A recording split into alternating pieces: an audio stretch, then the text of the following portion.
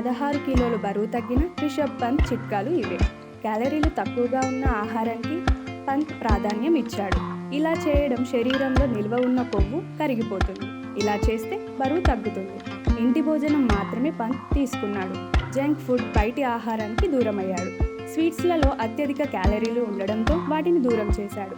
దీంతో పాటు ఫ్రై పదార్థాలు, బిర్యానీ కూడా తినలేదు.